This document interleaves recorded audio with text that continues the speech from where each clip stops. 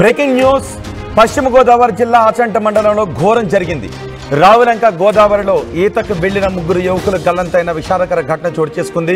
రాత్రి నుంచి ఆ యువకుల కోసం పోలీసులు గాలిస్తూనే ఉన్నారు. యువకులను సూర్యతేజ, ప్రవీణ్ కుమార్ గా గుర్తించారు. ఈత సరదాతో వచ్చి ప్రాణాలు కోల్పోయారు. ఆ యువకులు శోక సముద్రంలో కుటుంబ సభ్యులు మునిగిపోయారు. ఇప్పుడు ఆ కుటుంబ సభ్యులు ఆ గోదావరి ఒడ్డుకు చేరుకుని రోధిస్తున్న దృశ్యాలు మీరు ఆర్టీవీ స్క్రీన్ పైన చూస్తున్నారు. ఈత సరదా ముగ్గురు యువకులను పొట్టన పెట్టుకుంది.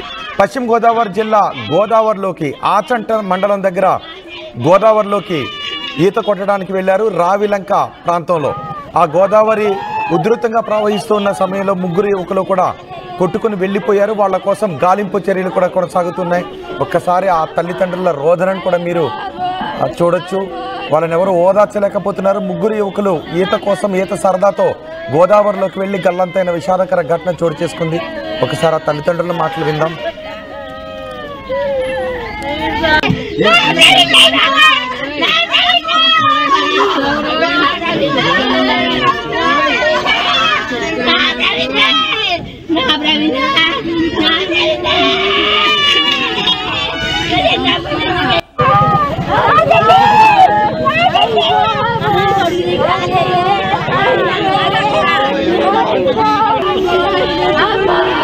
రాత్రి నుంచి ఆ యువకుల కోసం పోలీసులు గాలింపు చర్యలు చేపట్టారు. ఆ యువకులను సూర్యతేజ, ప్రవీణ్ కుమార్లుగా గుర్తించారు. ఈత సరదా కోసం వచ్చి ప్రాణాలు కోల్పోవడం ఆ గ్రామంలో వాళ్ళ కుటుంబాల్లో విషాదాన్ని నింపింది.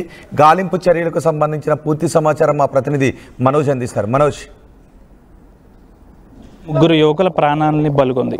పశ్చిమ గోదావరి జిల్లా ఆచంట మండలం రావిలంక గ్రామానికి చెందిన ముగ్గురు యువకులు నిన్న ఇదే ప్రాంతంలో ఈత కోసం వచ్చిన పరిస్థితి. ముగ్గురు యువకులు దాదాపు 14-15 సంవత్సరాలు. ప్రవీణ్, సూర్యతేజ, పాల్ కుమార్, వీరి ముగ్గురు యువకులు కూడా ఈత సరదా కోసం నిన్న సాయంత్రం 4 గంటల ప్రాంతంలో ఈ గోదావరి పరివాహక ప్రాంతానికి వచ్చారు. వచ్చిన తర్వాత ఈత కోసం కొంచెం లోతు ప్రాంతానికి వారు వెళ్ళడంతో ఒక్కసారిగా లోతులో ఉండిపోవడంతో వీరందరూ కూడా మునిగిపోయారు. మొత్తం వీరు 5 యువకులు అయితే స్నానానికి వచ్చారు.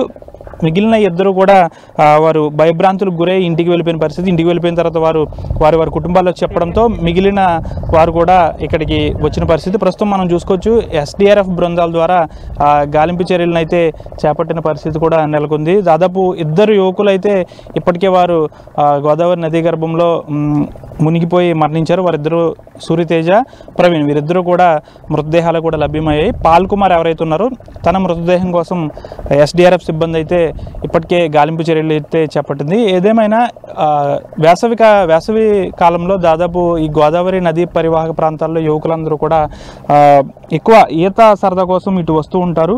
కాబట్టి ఇక్కడ వాళ్ళు చెప్తున్నది ఒకటే, ఈ వేసవి కాలంలో ఈ గోదావరి పాయలు ఏదైతే ప్రధాన పాయలు ఉన్నాయో అక్కడ పంచాయతీ సిబ్బంది, స్వచ్ఛంద సంస్థలు కొంచెం ఇక్కడ డ్యూటీలు నిర్వహించి బోర్డులు ఏర్పరిచి ఇక్కడ ఎవరిని కూడా స్నానాలకు దిక్కుండా చూడాలని అయితే కోరుతున్నారు. ఏదైతే మనం ఉన్న ప్రాంతం, ఇప్పుడు ఏదైతే ప్రాంతం ఉన్నది ఇదంతా ఒక లోతైన ప్రాంతం.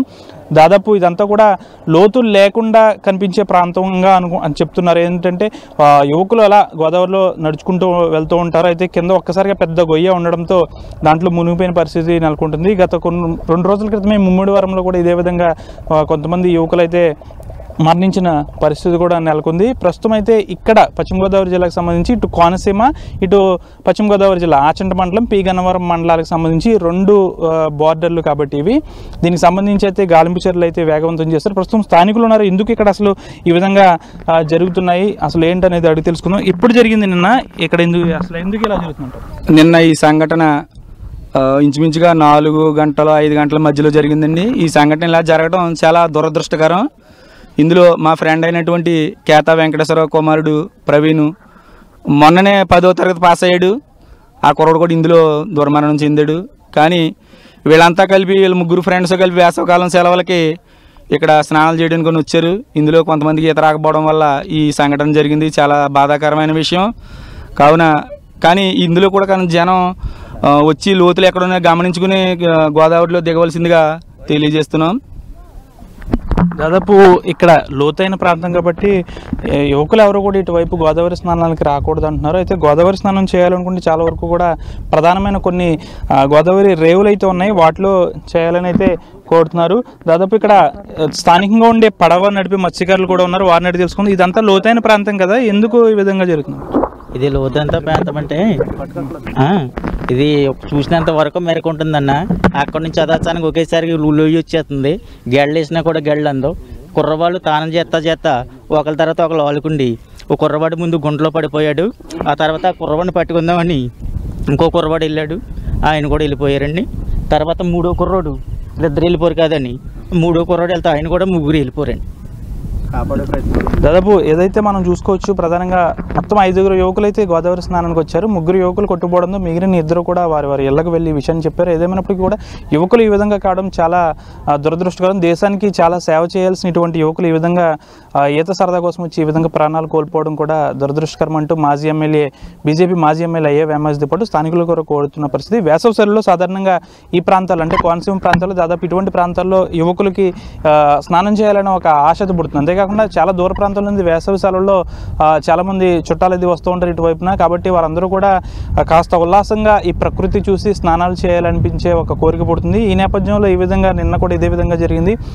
స్థానికంగా ఉండే మత్స్యకారులకు సంబంధించి ఒక సూచన అయితే చేస్తున్నారు. ఇదంతా గోదావరి నది ప్రాంతం అంతా కూడా చాలా లోతైన ప్రాంతం కాబట్టి ఇక్కడ ఎవరు ఈత కోసం దిగకూడదు అని అయితే మత్స్యకారులతో పాటు స్థానికులు కూడా చెప్తున్నారు. ప్రస్తుతం ఇది ఆచంట మండలానికి సంబంధించి రావిలంక ప్రాంతం కాబట్టి ఇది పశ్చిమ గోదావరి జిల్లా పరిధిలోకి వస్తుంది. కాబట్టి పశ్చిమ గోదావరి జిల్లా యంత్రాంగంతో పాటు ఇటు అంబేద్కర్ కోనసీమ జిల్లాకు సంబంధించి పి గన్నవరం అధికారులు, మొత్తం పోలీస్, రెవెన్యూ అధికారులు, ఎస్డిఆర్ఎఫ్ సిబ్బంది కూడా పెద్ద ఎత్తున అయితే ఇక్కడ గాలింపు చర్యలు అయితే చేపడుతున్నారు.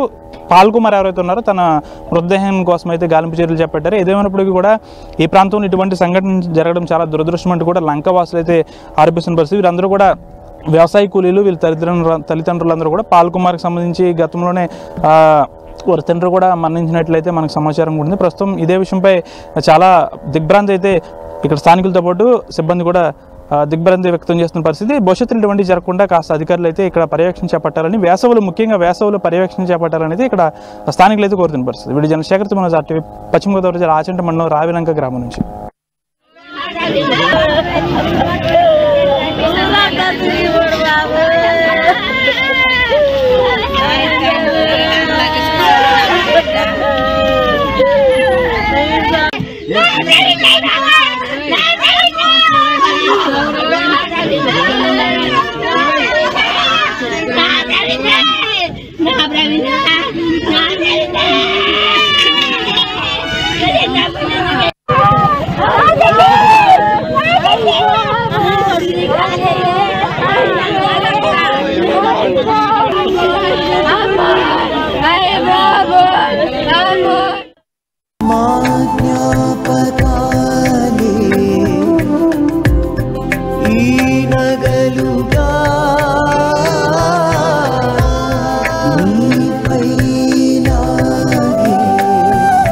అమ్మాయి గౌరవాన్ని అమ్మలా కాపాడుతుంది గోకులం సిగ్నేచర్ జ్యువెల్స్.